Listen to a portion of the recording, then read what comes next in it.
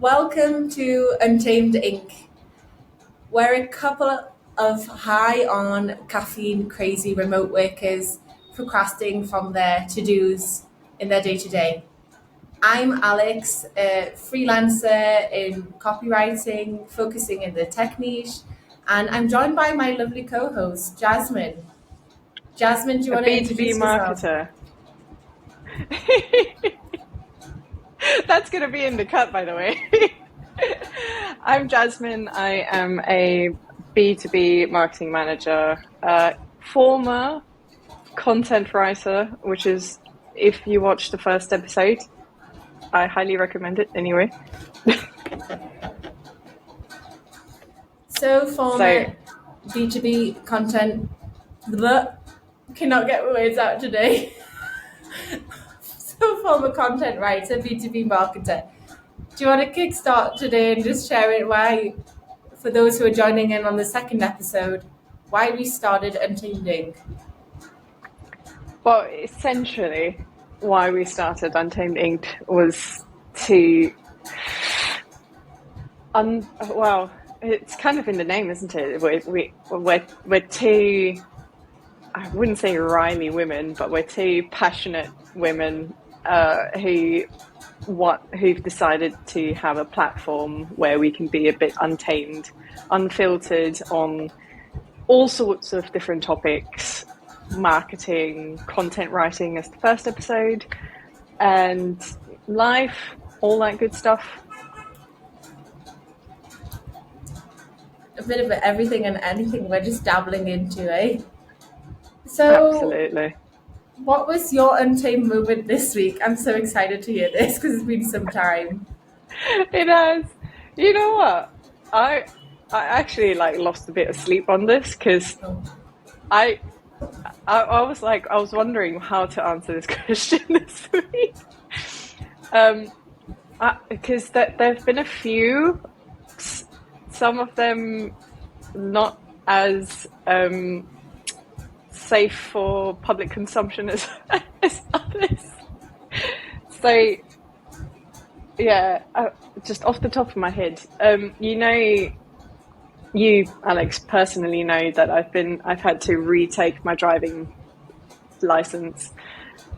For everyone else in the world, I live in Dubai and they don't accept the driving license from where I'm from, so I have to start completely from scratch.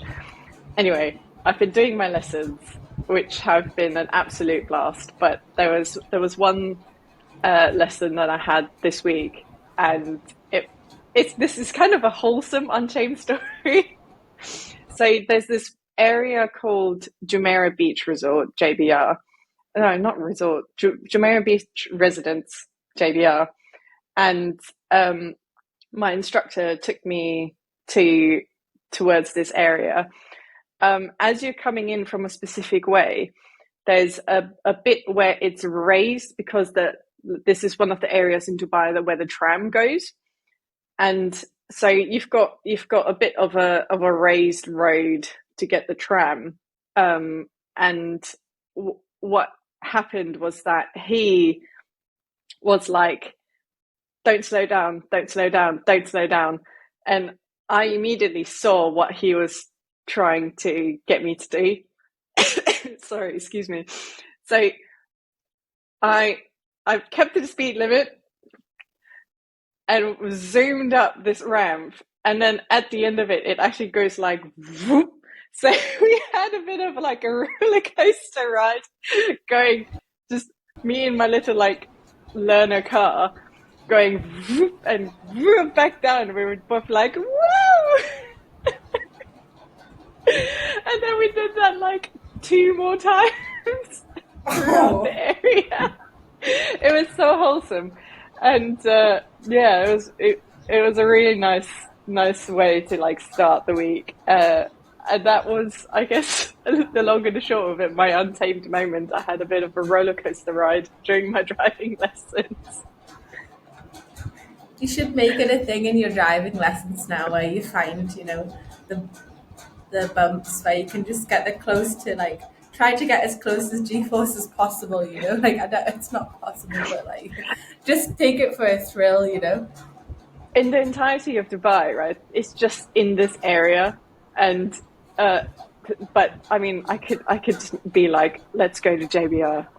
Let's do it today, man. Let's go. Let's go for a roller coaster ride. As you do on your driving lessons. I mean, it makes it fun, and like I've had a driving license for over a decade. I absolutely hated that I needed to do it completely from scratch. But then, it's just nice little moments like this. There's just like, okay, I can handle this for a little bit longer until I get my license, and then I'm never doing this again. So how was like your control after the downhill? Like, were you pretty composed or what? I mean, I was in a giggle fit. I got control of the car, but I was in absolute fit because I was just unexpected from like a driving instructor. It's a lovely guy from Uganda, but yeah, it's unexpected. I've never done this in my life with like someone supposed to teach me the right way to drive. I just hope you don't get it conditioned into you so that by the time you do your test, whoever's like the poor examiner assessor sat in the car, could you imagine if you end up taking he or she for a spin like that? Oh my god. Maybe that would just be an instant pass, who knows?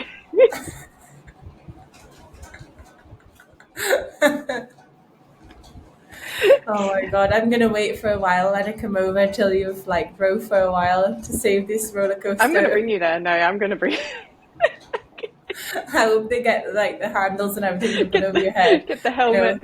know, it's more like being in the F1 with you instead of like a. Wow, I didn't know you had that in a side. Yeah, I mean, like just a little bit of adrenaline. Who doesn't like a bit of adrenaline in their lives? Having a little bit of a roller coaster ride in their little tiny car. Okay, well, I'm not So, gonna. Alex, Yeah, I'm already scared. what was your untamed moment? Well, it's quite adrenaline fueled as yours. I mean, I was thinking about what I could pick. I have two this week, but I don't think I'll jump onto the bandwagon with one because one is slightly similar to what you said last time. Because I attended a MMA fight, but I'm not going to go down that tangent today. It's a bit weird. Full disclosure, I'm really sorry, guys, if it's a bit too upfront, but instead of adrenaline, I've been struggling with a little bit of gastric. So, not that kind of gastric, more like burping. So like it's been a Oh no. real damn hard week for me. Like I don't know where this come from. I'm pretty healthy. I'm very fine.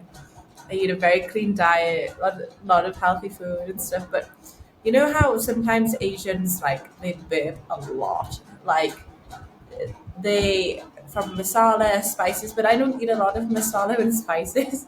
I've developed this Asian trait, and I'm not even kidding. After every meal, first thing I'm burping, and it's so bad. Like I was in the gym the other day, and I'm like blah blah, and I'm like, Oh my oh, this is god. really really bad, and I don't know what's happening. So I'm taking like gastric medication before my meals. It's like solving itself out now, but I've been Mm.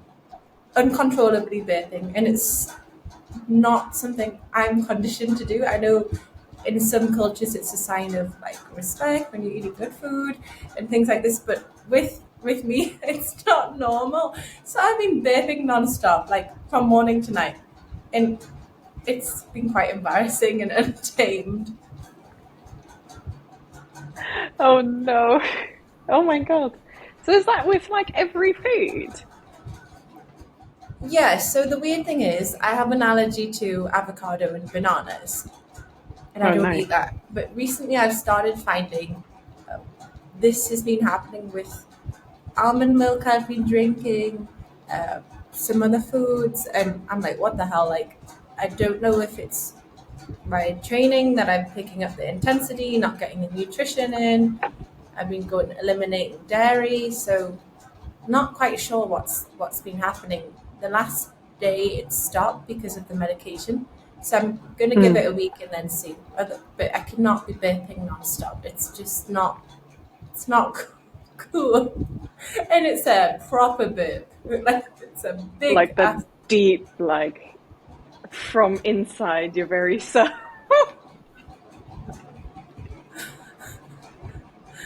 Blimey. Oh god, yeah. So it's been very, very uncomfortable, and I never thought. Now I really, really feel for people who have gastric issues because Yeah. you know firsthand the struggle that what they go through, and I'll never take it lightly again. So Bless you. I'm so sorry that you're going through that though. thank God So I'm not like burping on the microphone today. no. And that's so against like British culture as well. If you want to burp, you have to be like rather than just like belch. Yeah, I know, and that's the and like yeah, I can't even say. I'm just it's against me, but it's really untamed, and it's not cool. Well, you're sourcing it out, which I'm glad to hear. I can't. I'm just imagining you. I'm sorry. Oh god. Anyway, Alex, what is our topic for today? So today on this episode, we're going to cover something called tall poppy syndrome, and tall poppy syndrome is quite relevant to today's day and age, and it's I don't know whether we would say a theory, I don't know whether a concept, but it comes from Australia, and the whole point of tall poppy syndrome is poppies are to grow together, and it's a saying like if poppies are to grow together, and if one gets too tall, it gets cut down to size. So in theory, this gets translated to the workplace. So what this means is people commonly throw tall poppy syndrome around. This is what I feel. And it says like when people achieve something, could be a promotion, it could be success, and then others try to cut them down to size because they don't like their growth or intimidated by their growth, and they want them to be on the same size as the rest of the people. That's my perception. Mm. What about you? How would you class tall poppy syndrome, Jazz? Well, it's exactly that. Like, someone is achieving, whatever they want, and the people around them. It is, yeah. I mean, it is called a syndrome for a reason. It's a, yeah. It's not like a theory. God, blimey, We're not doing very well today. The coughing and belching duo. Yeah. Sorry. So, tall poppy syndrome. I would class that as like, yeah. I mean, it's a syndrome. It's like a thing that happens.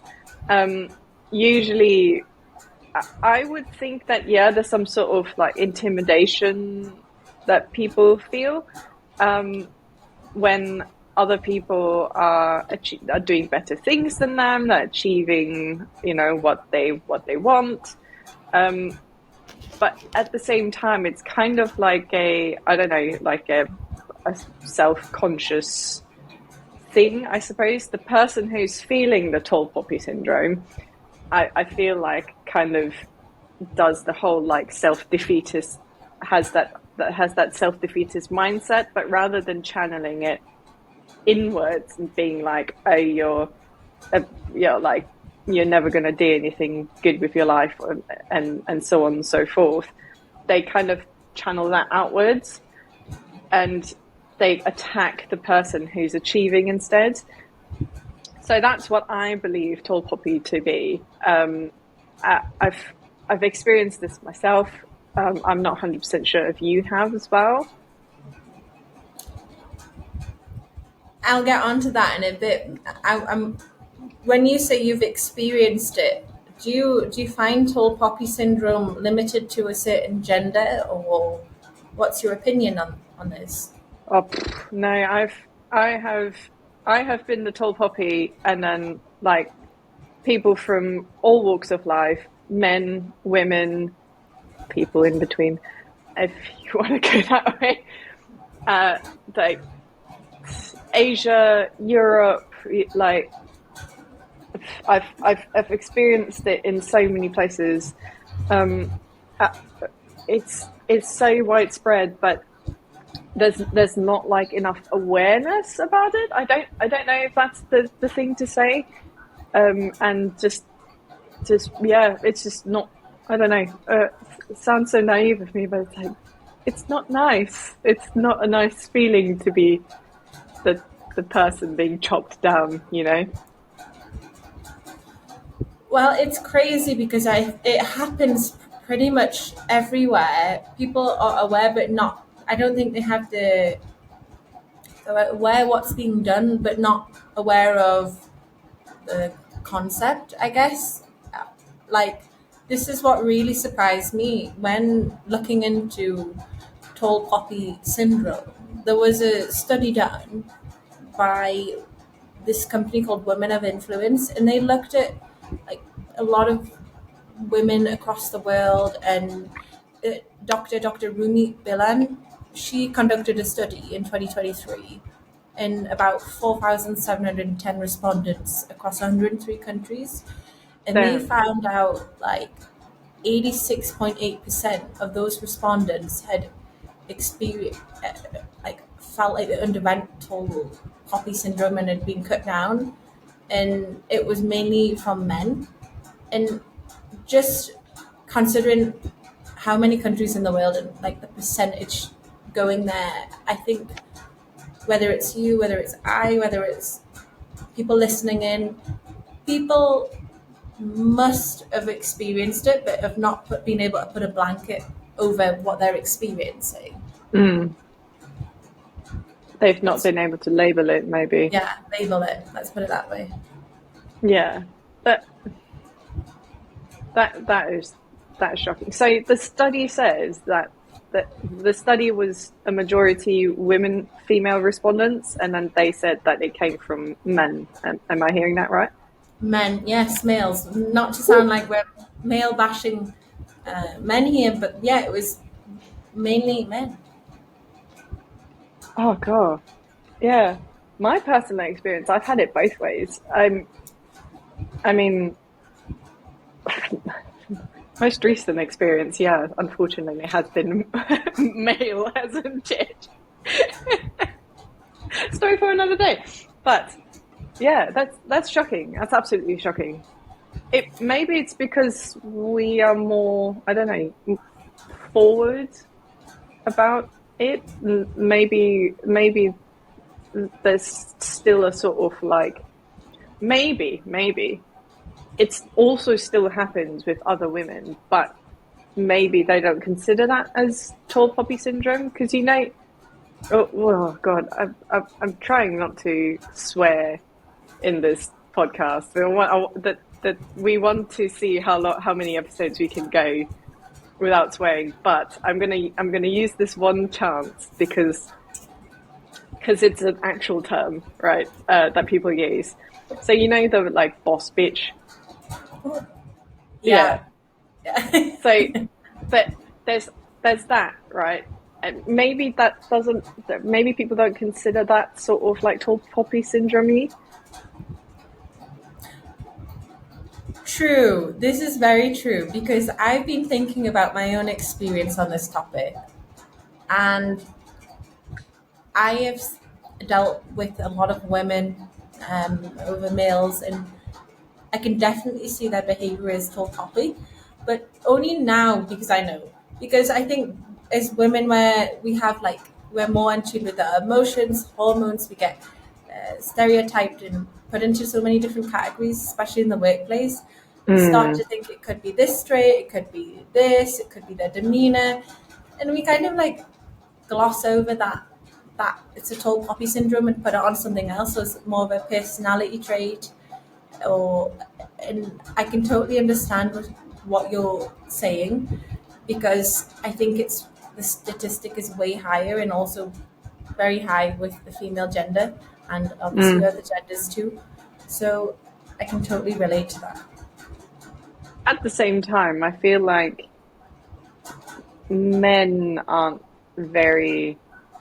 I mean, they are getting, I guess, better, but they don't really talk about their feelings, don't they? So they may be being told poppied by women as well, but they're just like, eh, whatever. Yeah, they're far Let's too just more like move on. chill, Yeah. got other things, other priorities in life. They don't want to entertain that drama. So I can see maybe it could be that also. So when I was looking into tall poppy syndrome, I've noticed a lot of signs keep cropping up, like Mm. people who like are experiencing tall poppy syndrome could potentially be having more stress in the workplace, could be impacting their negatively impacting their mental health. They might have low confidence because other people are trying to cut them down, and they might feel like they don't want to go for the next promotion or share their successes. They may feel criticized, like attacked by people. They might be just fearful of talking, communicating in the workplace, or just feel like they can't progress in the workplace, or they keep getting blocked and their ideas, their opinions, or their actions are not Ooh, recognized. So, based that on hits what I close to see, home. what I'm gonna bounce it back to you now. Like, what do you think on this? Uh, cool. Yeah, so many of those things on the list. Like I know I felt that. It's so is well. I mean, in my own experience, it's that's exactly it. Like I've had to dumb down in roles, even though I mean, not to toot my own horn, but like I am like a high achiever, and I want to like grow, and I'm all about continuous improvement and all that stuff. Like I there's always room for growth, in my opinion. But yeah, just there've been so many situations, so many roles where I've had to dumb myself down for the benefit of other people. Because I don't know, because again, like, why do they feel tall poppy syndrome? Because they're probably insecure about themselves. Um, and me being a woman, unfortunately, and an empath at that as well, I want to make sure that people are feeling comfortable, people are okay. Like I genuinely hate attention and I don't like drama. So I just try to like be as peaceful as possible. Uh, like the avoiding success thing, I can kind of relate with. Um, I I don't like pushing. I guess especially if it's someone above me that I'm trying to like convince. Like bloody hell, give me growth. Let me grow. Uh, I don't. Oh God, yeah, I do get. God, there's so many. Like I'm listing down the things. I'm like, oof, there's so many things that like in my experience in work, like whether it was when I was working in a juice bar at 16 years old to uh, a proper company, like I've felt it across the boards, and it's really only recently that it's been like perfectly fine. But shout out to who's gone and hired me, and that's just like an amazing role. Touch wood, touch wood. I'm touching Touch wood. words. Yeah, so yeah, it's like I've got like memories like flooding through my head, and it's all these things. They just check the boxes, like everything that you've listed, have checked the boxes. What about you? Pause for my experience just there. I'm going to hone in on yours a little bit. So, what really interests me with this is it's hard because we are not the perpetrator, but Mm. you and I think we have similar personalities. Like we genuinely want to do well in life, we want to grow in the workplace outside, but we also want people to be successful around us.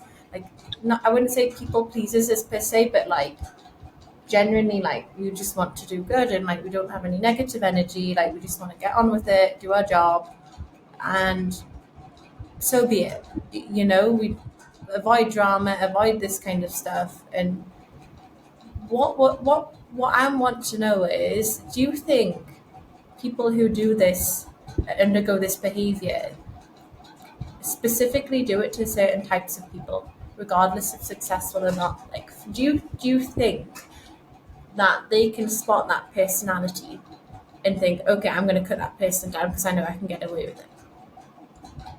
That is a great question. I think there's definitely a certain type of personality that does the cutting.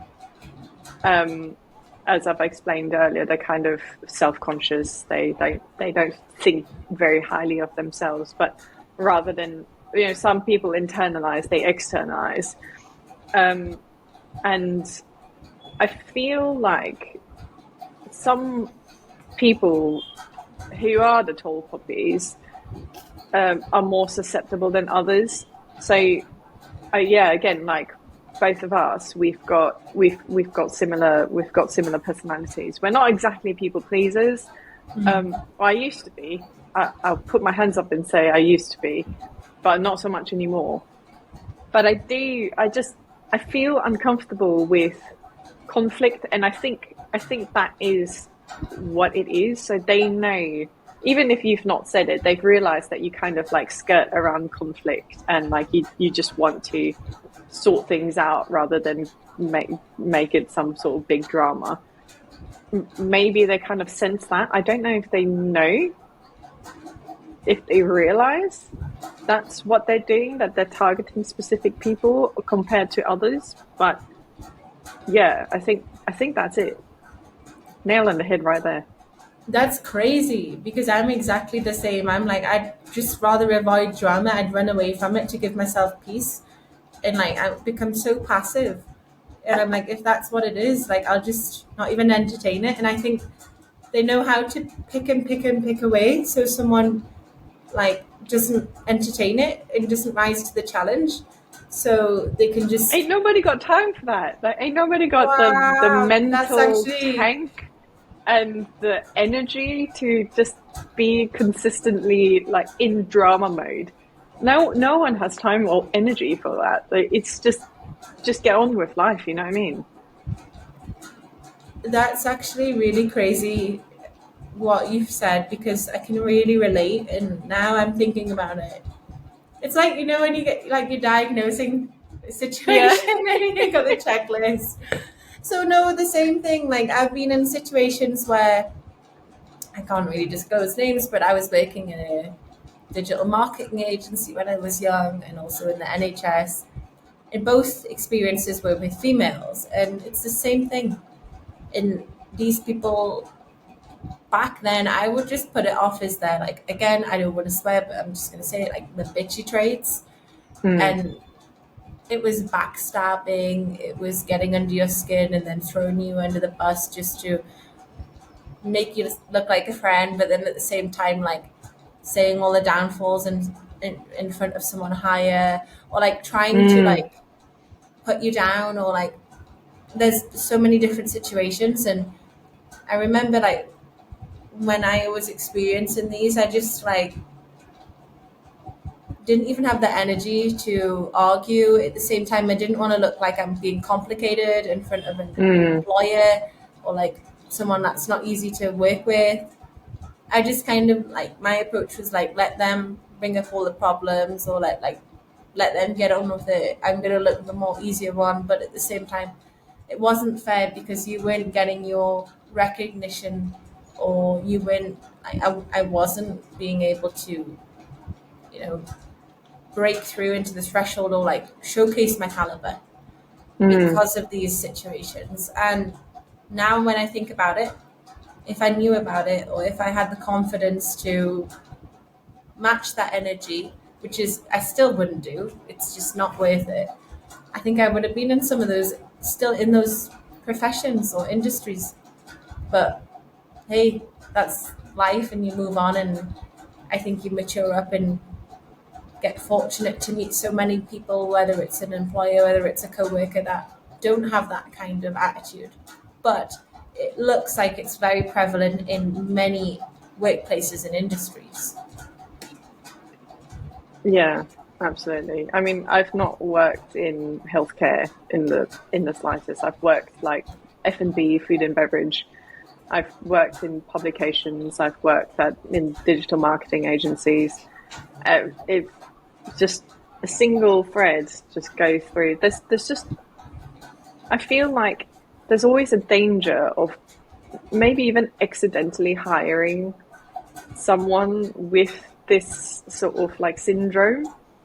And I see the recognition in your face.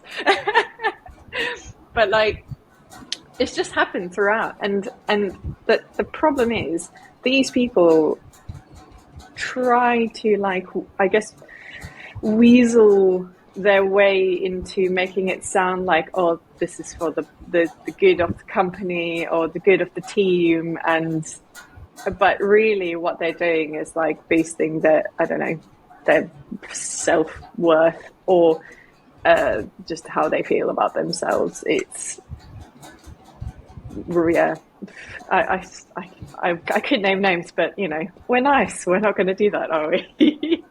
No, we are professional, and professional indeed we are. So what I've witnessed is these people make it look like they're the hot shots as well, Mm. and they are doing X Oof. X in this and that for the company. And it's the same thing, whether it's this person in question we're talking about or people I've encountered, it's they want to be the star of the show behind the scenes, Oh really. God, yeah. They really want to be Like the they star of want the to be show. the tall poppy. They really do. But And they don't, they I guess they don't realize that, you know, some of these people are just so, they don't realize that they're kind of not genuine. They're coming across as non-genuine.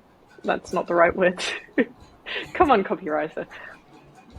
and and the worst part, these people genuinely, you know what, it would have been great if we had like someone who was like, okay, I was a tall puppy, now I realize blah blah blah, like someone had came from the other side on this podcast today, because it would be Mm. so nice to relate. But what I've witnessed is these people who behave as a tall, like trying to cut people down, is they think they're really well liked. Like they think everyone likes them, and when Mm. reality is people observe their behavior and they're not happy with it, whether they're doing it to Yeah. that specific person, and they actually just think they're pricks. You did a swear. It's not a swear word, pricks. Well, it counts, but it doesn't count. Fine. But yeah, yeah, that's exactly it. That's exactly it. I actually, that's the other thing as well. I don't think it would be very easy for us to find someone to admit that they've got tall poppy syndrome. That's the other thing. Maybe whoever's listening or watching this can go and like admit and confess in the comments. But I don't think we could have found anyone. I mean, we both know people who have it, but whether they will admit that they have it is a completely different story. Yeah, I think there's a lot of deep psychological work that's needed to be done to recognize that. And I don't think they'll Yeah. ever get that help. And I think whoever comes into their life, they'll still do it. And Mm. unless they had a lot of deep sessions and inner work, no, you're right, we'll never realize. And that's this really, really sad thing. And one thing, this is such a broad topic because it can go in so many ways. Mm, One, when reflecting on this recently, I've also thought like, can tall poppy syndrome not just be limited to genders? Can it also be limited to like, can it be generational or senior based? Like when I was in NHS, I don't. It's hard, but I cannot talk about it. But there was a lot of senior members of staff where mm, I was working, and there would be situations where like I personally was working really hard. I'd been in the company for like 3 years, and I would be working overtime. I would be doing a lot of different things, not just time spent. I would be producing a lot of good outcomes for the clinic, and I don't want to say so many things, but I could quantify what I was doing. mm. And I remember one year there was the annual staff performance, and they give salaries out and bonuses, and people like me got a higher bonus than some of the senior members of staff. And Mm, some of the senior members of staff were complaining big time because ooh. their length of service, because of this, and they feel more entitled. And then the behavior started coming in. And like they started making the workplace more difficult for you. And I'm starting to, it got me thinking, can tall poppy syndrome not just be generational, like gender wise, sorry, can it be also like seniority based, like length of service? Can it also be like people feel intimidated if Mm. more skilled, like if more sharpened people alert of coming in and they become lazy due to length of service? Can that be also classed? I would I would agree. Yeah, I just often like, already like flashbacks of all the times that it's happened to me. I've There's this one when I was younger, kind of fresh out of college, that I worked at a coffee shop chain. I'm not going to say which one. It's not any of the popular ones, which is why I'm not going to name it. Um, and it was only in like a specific region. They only opened in specific countries. And I I mean, you know me. I'm like extremely friendly, and I'm like kind of I guess like in when I'm in a customer facing role, I'm like people serving. So I know that if we provide like a really great service, people will come back, and that I've had that mindset throughout my life, right? Regardless of working in F&B, working in digital marketing agency, work now in like a SaaS company, like customers need to feel like that they need to feel good. So I I as soon as I started working at this coffee shop, I I kind of had this like feeling that one of the managers didn't like that I was doing that. So that that it kind of like spiraled. I didn't work for this company very long. It was only a couple of months, and it was because of this manager. I stopped. Um, it, it, he didn't stop. He didn't have any boundaries, and it did get quite abusive as well because he started noticing that this fresh faced girl was attracting customers, and customers love her. All the regulars come in, like, love to chat with her, and like, she gives such good energy. But uh, I am the manager. People should be liking me, and like I should be like, I should be the top dog. And it kind of like it got abusive as well, like genuinely, even physically abusive. I had hot water splashed onto my hand, like because I was like, we were doing closing, and I was at the sink like cleaning up, and I turned, and he was chatting up a girl, and I was like, if we just like concentrated on closing and clearing up, you can like go off and chat with the girl as much as you like, but for the time being, can we like, you know, sort this out so we can all go home?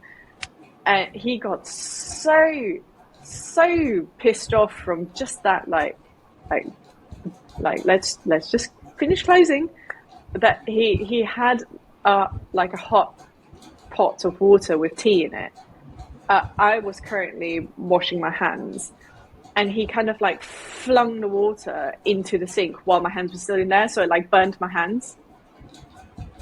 It's like, I've had extremes.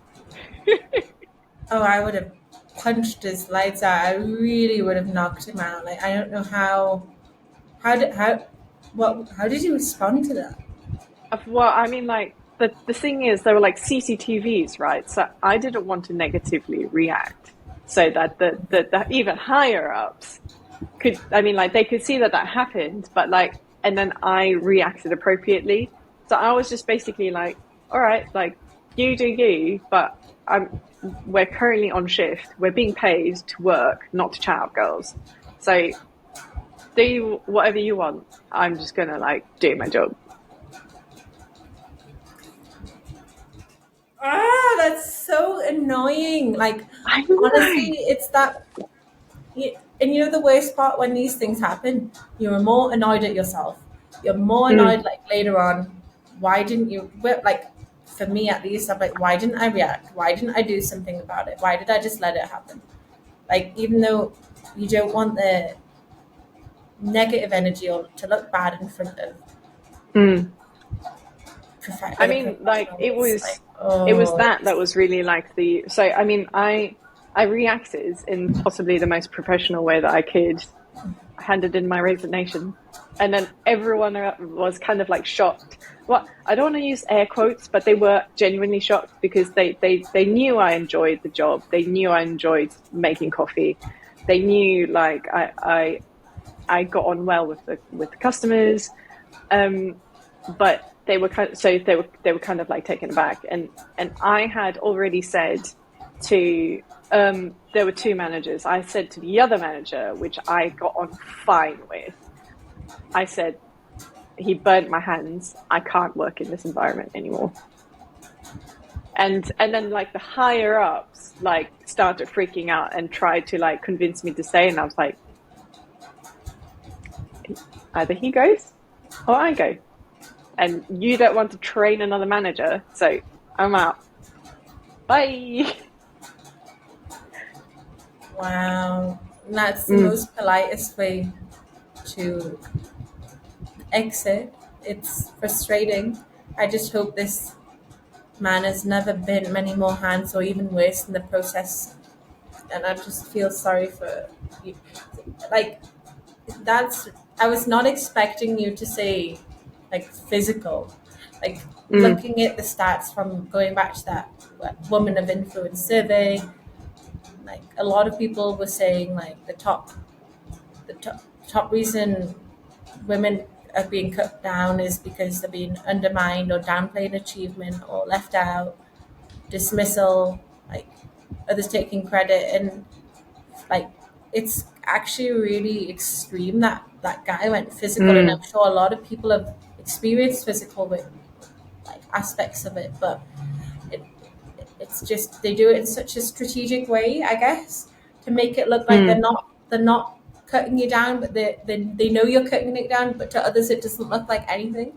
That's it just makes me want to throttle that guy. I know. I mean, if it was like full blown Jasmine, right?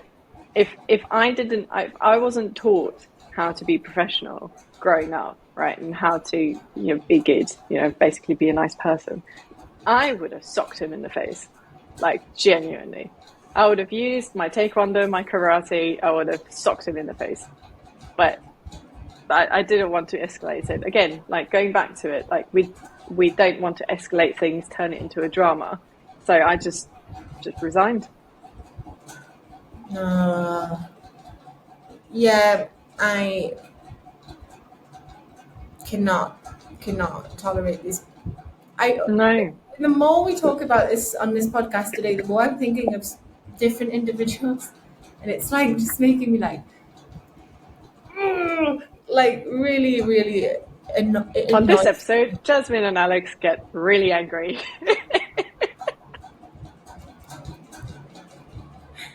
And I really like how you've been handling tall poppy syndrome this year. I cannot go in; it's another conversation for another time. But I do think there are strategies that can be done with tall Mm, poppy syndrome.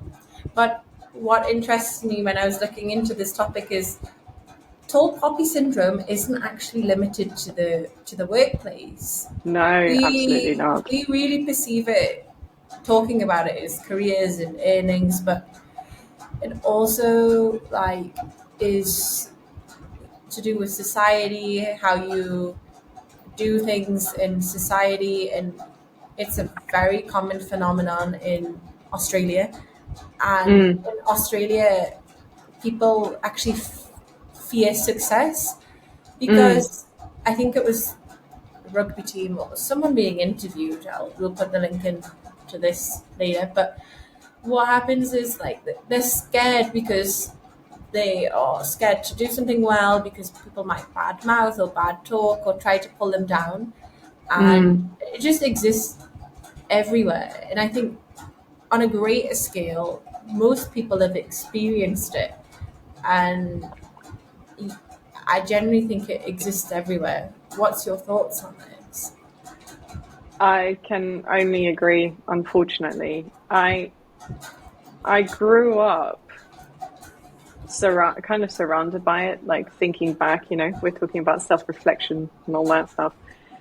It it's very prevalent in Asian culture, and I mean, I can only speak for Southeast Asians where I grew up, and that was just if you've got good grades, like maybe a family member might get jealous, or it might get hit by tall poppy syndrome. If you get a good job, there could be a friend even who's like kind of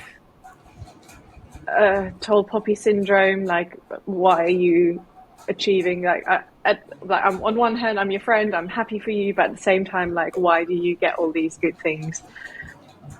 And it's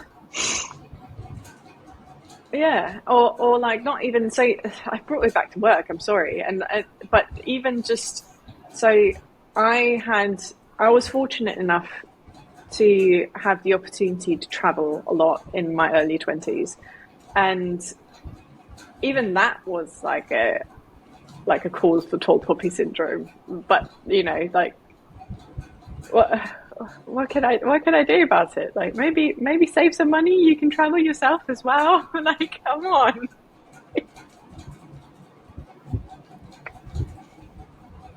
Oh god.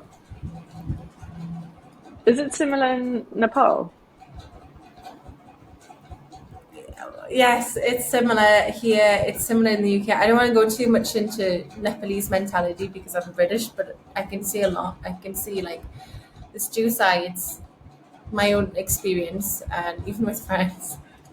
But I think, first of all, with nothing to do, nothing against the Asian culture, but I think because, especially in collectivist societies, Mm, first of all, I've noticed some things where people try to do, they're so scared, they prefer to conform. And when people do something outside of the box or successful or want to do things, other people undermine it.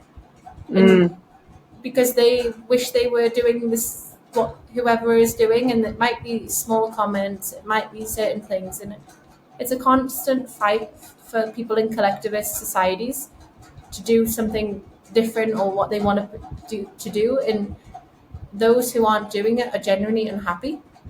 Like, I've seen it firsthand, and it's a bit of a toxic cycle, and it's yeah. especially over here, it's a bit of a fight, like in different ways. And it's not that it's like, and the worst part is, from what I'm observing, is people inherit this Paul Toppy syndrome because Mm, it's what their aunties, parents, or seniors or friends have been doing to each other, and then they just do it by default without realizing, because they don't know how to get out of this. and be comfortable with that success, and they'd rather like not be the one being put down or talked about in a bad way. So Yeah. I've seen it like that, and that's my own observations. But even coming back to travel, the same with you. Like I've experienced it myself. Like in England, like I've been traveling or working freelance remotely, and I've had someone say, like, "So what's your plans for the future? What are you going to do with your life now?" And I'm like, I do have a life, and I do have things in like line of my career trajectory, but I don't need to prove anything to you. Like, I don't need to do it, but it really bothers me, and I just like Mm. brush it away. And but people want to like nitpick or do this because I think it comes from an inner insecurity. It comes from this place where people want they're really jealous because they want to be doing Yes. their own thing, and it's nothing stopping them, but they just I think it's a human instinct. Just they just want Mm. to go back to conforming, and that's what I witnessed. Yeah. Oh, cool. Oh God. I just remembered a few instances in a previous role that did exactly that. Like, oh, where's Jasmine today? Woo! Just like, well, yeah, I'm still doing my job, aren't I? So just tone it down. It's really annoying, and I think the more you see it, the more you just like become expressive, but also the good thing is for me at least I've learned to develop like an outer layer that resists this, and I don't like Thicker associate with these. skin. Yeah. Yeah, exactly. Like I don't associate with these kind of people. Mm. However, for people that are exposed to it very regularly, it can really, I think, come from a burnout and fatigue, and Mm. can induce a lot of insecurities and problems, and it's really really bad. Yeah. Uh, oh, it's all about awareness, isn't it? So just people need to be more aware that this is a thing that is happening. Like, there's no good excuse to be like this. Number one, it's not nice. It's not nice to be doing that to someone, and it's not nice to be on the receiving end of it. Like, oh, I'm going to say but I mean in general. Like, I want to be proud of my achievements. I want to be proud of the stuff that I'm doing in my life. But then other people just go, and it just doesn't feel nice, and it not only bangs on your own self confidence, but it kind of like makes you a bit more, I guess, reclusive. Like, you don't want to share like these things with people. Like, it you know, it's all that kind of stuff. But you know, fortunately, there are ways to combat it, aren't there?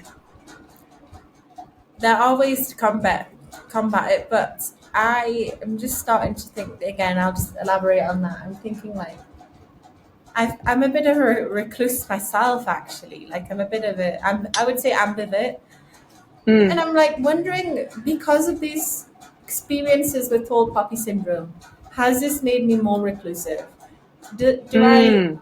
sometimes I think I don't shout about my achievements or my strong traits as much as I should because I don't want to look like the egotistic tall poppy or the I don't know, but I have Yeah. so many qualities and things within me, and I'm starting to think like I'm quite selective about opening up or Mm. saying saying things to people, even to this day, even to on this podcast, even it's just getting me the confidence now to speak about things on LinkedIn because these situations have like made you not want to showcase yourself. Yeah. So it's quite I feel like it's a therapy session today more than even the people listening. So when we're talking about combating, I'll share some things I found online, and this is also personal experience. But Mm. I think like it could be the major thing for me that has helped me get away from shying away from my success or achievements. And I think for other people that have experienced tall poppy syndrome is basically looking within. Mm. I find my own reasons and own motivations. Like I'm my own best friend for why I should be achieving success and excellence rather than looking from outside. And I've Yeah. started, like you just said, I've developed a thick skin.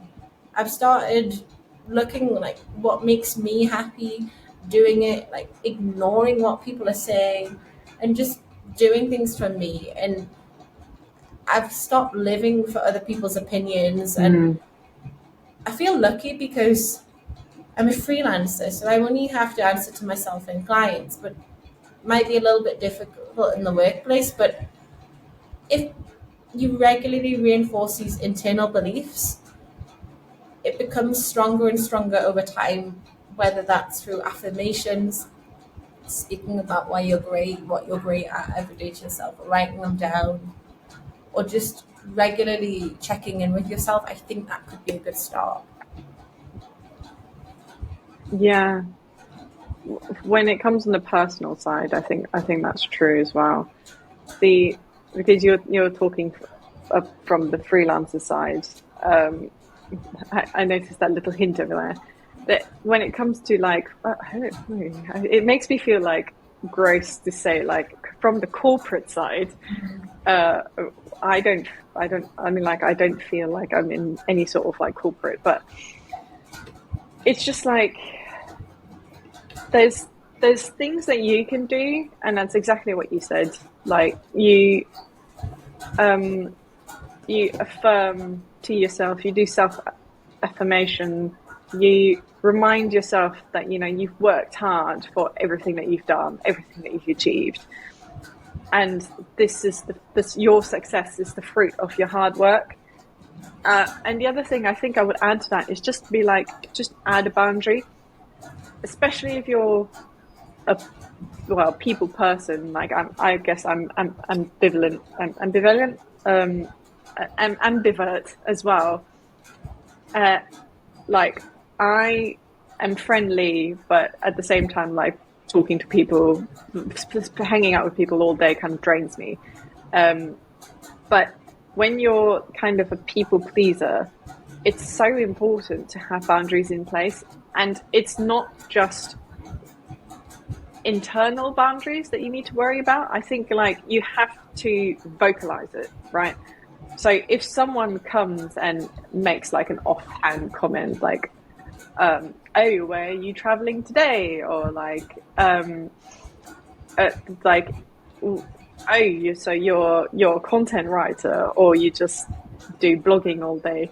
I brought it there. Uh, like,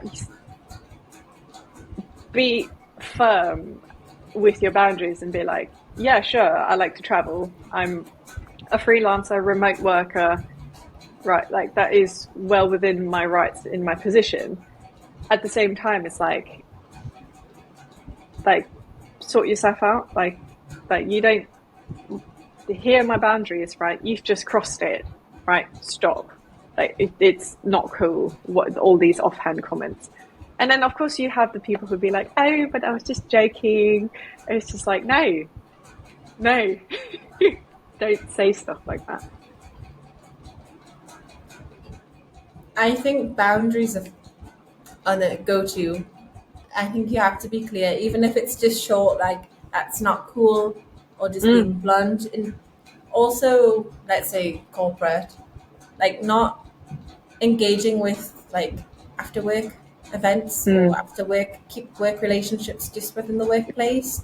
Don't let them get into your mm. personal space so you can feel more safe, and don't let this filter into other areas of your life, because it's hard to manage, but it's way more manageable if you limit it and keep it in a box. And I Yes. think what people do when they try to think they're getting out of tall poppy syndrome is they try harder to get rid of it by throwing themselves into the workplace or making themselves want to be more likable about that person, or trying to look more unified in front of people higher up, and they actually make it worse, and it infiltrates their life even more. Yeah. And I, because they want to make themselves look more, appropriate, hireable, likable, and it goes against them in a different way. And I think boundaries, vocalizing and being very polite and just limiting it to the workplace. But with that being said, if we're talking about now people who potentially think they are experiencing tall poppy syndrome, what about if you're in a workplace and you see someone you think is being put down by someone? Like, what would you recommend to someone they think is experiencing tall poppy syndrome, but they don't want to intervene in case they like causes bad energy or conflict, or what would you advise to those people? So for the people experiencing tall poppy syndrome, not the perpetrators, but the ones who are the tall poppies and they're feeling that there are other people around them trying to cut them down, I would hold firm with keeping the boundaries. So the firm boundaries are very important, and in the workspace as well. And when someone is trying to put you down, or you hear that someone's gone and complained about you, doing a small little mistake, for example, and then that's come back to you via the boss, you can just be mistakes happen. Don't freak out as the person being tall poppy syndromed. Don't freak out. Just hold firm. Make sure that you. I know it's so difficult, and it's very easier said than done to just kind of have a grasp on your emotions. Let yourself feel that shock, and then just remember that is probably because you've done something good, you've done something well, and you remind yourself that you are on the right track. Never, ever get emotional because of someone else, and that just applies not only with tall poppy syndrome, but just across the board. Because hint for a future episode, when the perpetrator is experiencing tall poppy syndrome, they are a bully, right?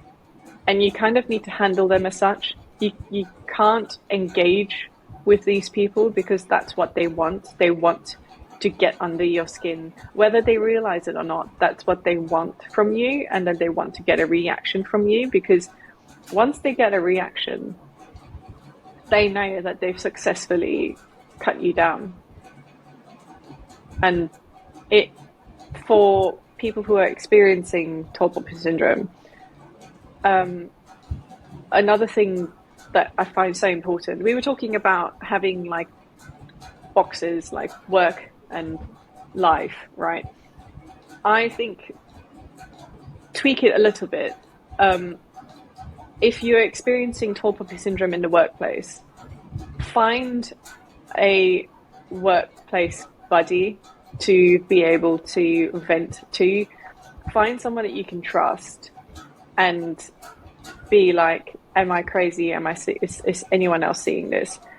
Because it helps with that affirmation when other people see it as well. And we were kind of in this situation recently, right?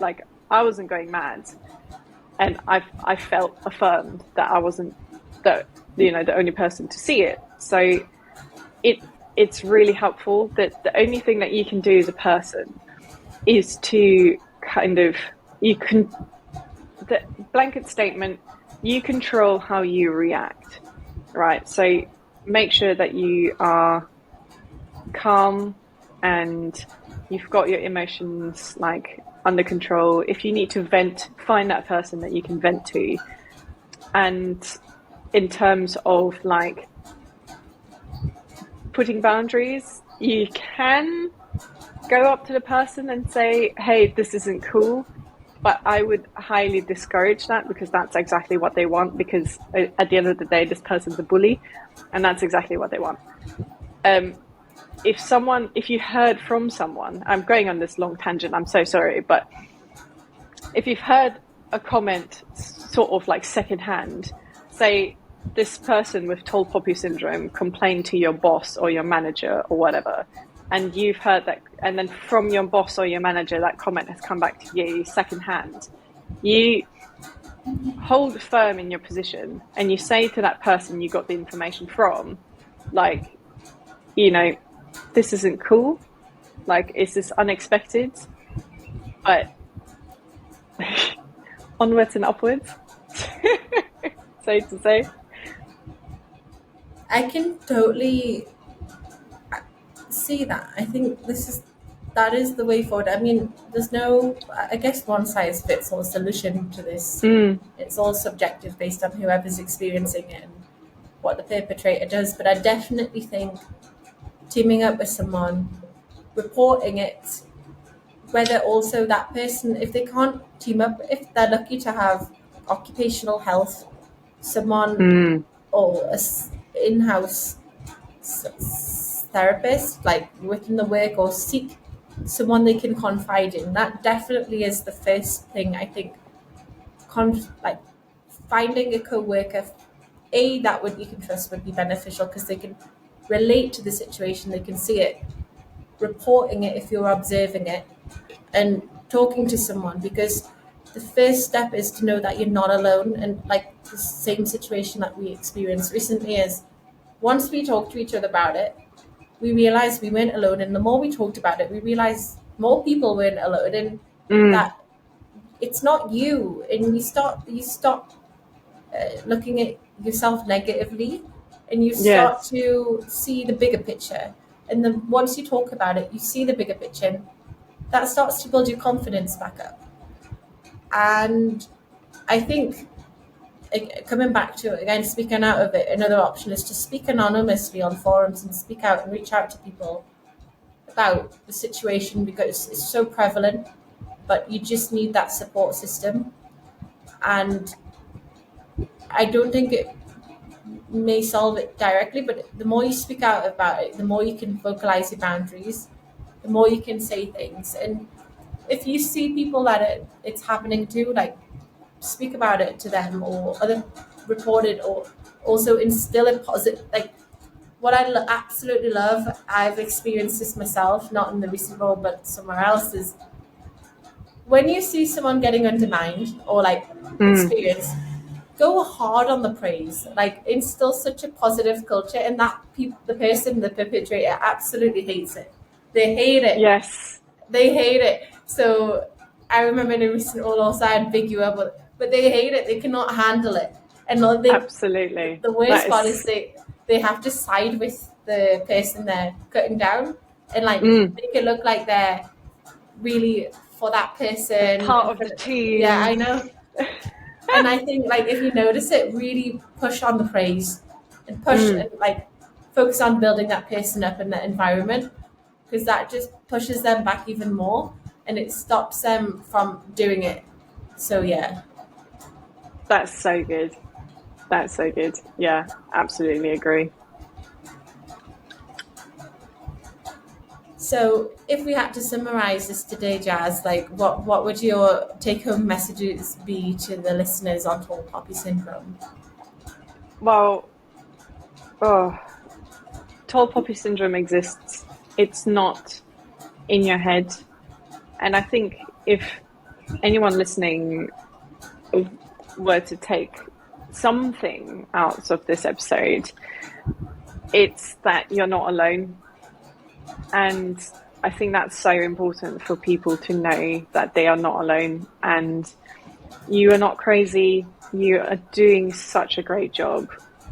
And that is exactly why these other people around you have got tall poppy syndrome and they want to cut you down. It's not about you. It's absolutely 100% their problem. And you know, you do you, boo. You keep on chugging along. You got this. And if you want to ramble anonymously, like, do it in the comments. Feel free to. Absolutely. We're here for it. We're here for you. And yeah, like, you're not alone. What about you, Alex? Agreed. You, I think whoever's listening, experienced, and just know you're great in your own right. Comment, DM us, because we've been there. We still will go there. I'm sure in different areas of our life we'll experience this. This is, whether we like it or not, this is it's a human trait. I don't think that can be eradicated or erased. So we will experience it at some point. But the point is how you manage, how you speak about it, and how you believe in yourself. So comment on the videos or DM us or whatever we said today. Speak to someone, because you have got this. And yeah, woohoo! I feel like Tony Robbins today. What a lovely way to wrap up the show. Positive note. We will clip everything that we've said in this last bit, right? We'll send it out to everyone who needs to hear it. And if you want it, send us a DM and we'll send you the clip. Be like, you got this. Woo! On that note, I'm closing the episode today. I'll see you guys on the next episode. Bye. Bye.